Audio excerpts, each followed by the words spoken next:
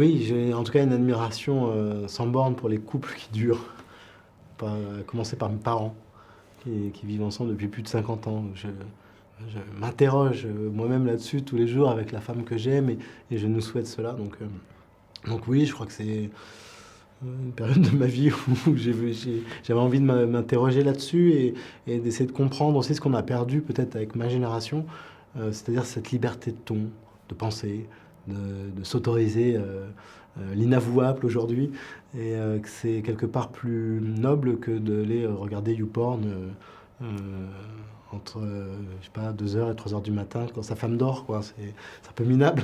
Et là, eux, il y a quelque chose de plus haut en couleur, et il y avait une époque, je trouve, plus dans des valeurs 19e, un peu romantiques et romanesques, voilà.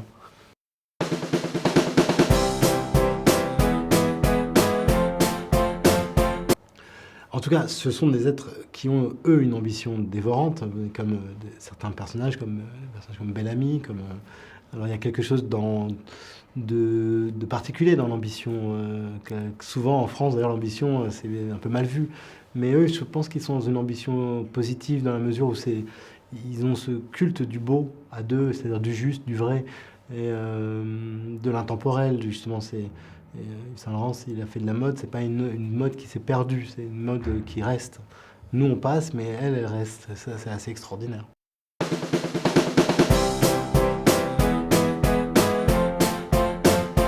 Euh, je crois qu'il a certainement, oui, un côté pile, un côté très sombre. Mais il y a un côté face qui est évidemment complètement lumineux et qui irradie très très fort. Et que l'un et l'autre sont indissociables. Alors c'est cliché de dire ça, mais peut-être qu'il faut aller jusque-là, parfois, pour certains, pour pouvoir se transcender. Et paradoxalement, c'est en se transcendant en plus qu'ils sont bien. Donc ils se font mal pour se transcender et ils ne peuvent que se transcender pour être heureux. Donc c'est tout le paradoxe de Génie Saint-Laurent aussi.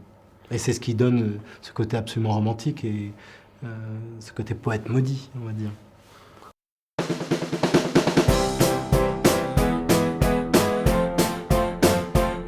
C'est, en tout cas pour raconter une histoire d'amour, ce partage des tâches ou ce partage des rôles plutôt, euh, fait que c'était pour moi l'occasion de raconter, d'approcher le Génie Saint-Laurent à travers un être qui nous ressemble un peu plus humain, moins génial, certainement, mais en tout cas qui était aussi le réceptacle de ce feu Saint-Laurent, ce feu brûlant, incandescent, et pour pas m'y brûler les ailes moi, et pour pas ennuyer le spectateur, parce que filmer le génie, j'en ai pas la prétention, et c'est parfois très ennuyeux, je pense.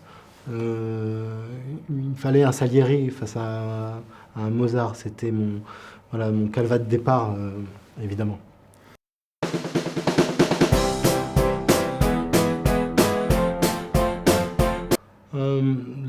Je crois que en film référence comme ça, j'ai un roman déjà, c'est Martin Eden, ça c'est certain.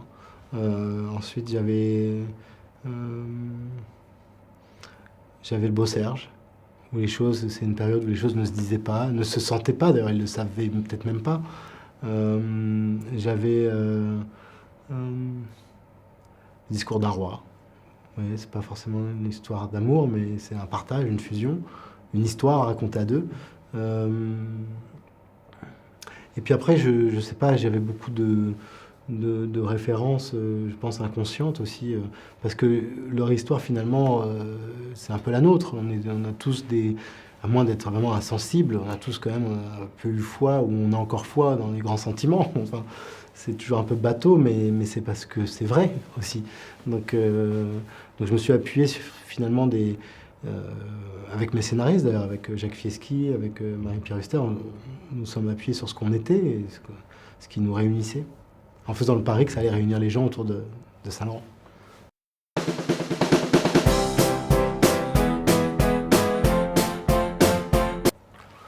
Euh, une préoccupation, non, parce que je me suis dit que, et j'en étais heureux, que c'était pas une problématique en soi, leur sexualité. Et que ça, je l'avais pas vu souvent dans le cinéma, c'est-à-dire une histoire d'amour entre deux hommes, mais il se trouve que c'est pas le sujet du film, le fait que ce soit deux hommes. Mais, mais après, dernièrement, le film, par chance, semble plaire et s'est vendu dans beaucoup de pays, beaucoup de territoires. Et c'est revendu en Russie, par exemple. Et je suis assez content de me dire, tiens, en Russie, ça va sortir, ça a du sens pour moi. Alors bon, j'ai pas la prétention de changer les gens, mais en tout cas, si ce film permet d'entrouvrer un peu certaines boîtes crâniennes, tant mieux.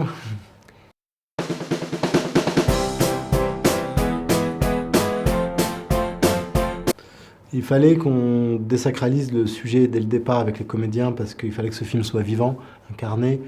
Et il fallait rendre compte des choses, mais il fallait aussi les travestir, et puis s'en amuser pour se sentir libre de s'exprimer, raconter notre histoire.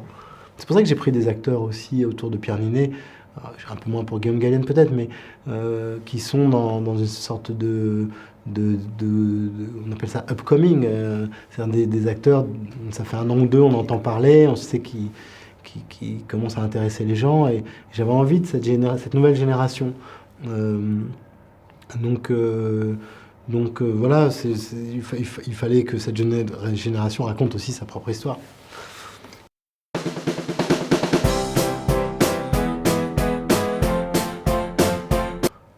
J'ai jamais su que je tenais un bon équilibre. On lutte toujours contre les choses qu'on n'aime pas. En fait, quand on fait un film, on règle des problèmes les uns après les autres, que ce soit dans le scénario, pendant le tournage, pendant le montage. Et on essaye de rassembler, et puis après de se rassembler soi-même quand on est un peu seul avec ses rushs sur l'essentiel. Et moi, l'essentiel, c'était de m'accrocher à mes personnages et mes acteurs, à cette relation justement entre ces deux hommes, et que c'était là que le film résidait en fait, donc voilà, ça a été lorsque j'ai vu aussi certaines personnes très émues comme les acteurs même, comme Pierre Berger, comme certains proches, et maintenant certains journalistes. Je me dis qu'on était au bon endroit, au juste endroit, c'est-à-dire l'endroit où on pouvait rassembler les gens autour d'un personnage aussi incandescent que Saint-Laurent.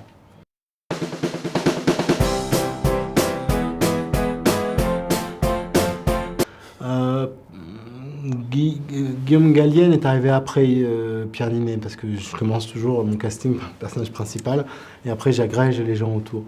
Donc Pierre Ninet, il y a eu une évidence quasi instantanée, 1 an avant le tournage, 8 mois peut-être. On a fait une séance de photos, et c'était évident que c'était lui. Je l'avais vu un peu jouer avant, son intelligence de jeu, sa grâce, son humour, sa culture. Toute cette finesse et cette grâce, c'est rarissime. Donc très vite, que ce soit moi, mon producteur, mes distributeurs et partenaires, tout le monde a été extrêmement convaincu. Et sur Guillaume, il y a eu un travail un peu plus long de recherche. Déjà parce que le spectre était plus large, parce qu'on n'a pas d'image précise de Pierre Berger à cette époque. Donc j'étais moins dans, je dirais, les codes du biopic, où il faut un acteur aussi physiquement qui ressemble au personnage évoqué. Son agent, qui fait très bien son travail, m'a parlé de lui.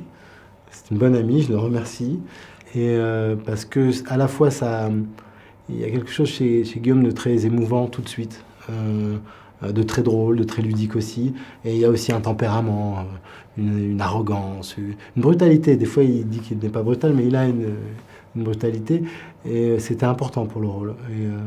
Et puis j'avais aussi envie de réunir 2 acteurs de formation classique autour de ce texte, parce que les dialogues étaient rendaient compte d'une époque et d'un milieu où les gens ont des conversations entre guillemets soutenues, un langage soutenu, et il fallait qu'ils puissent en rendre compte. Donc il fallait des acteurs, à mon avis, plus de théâtre, et je me suis plus tourné naturellement vers la comédie française et ses talents.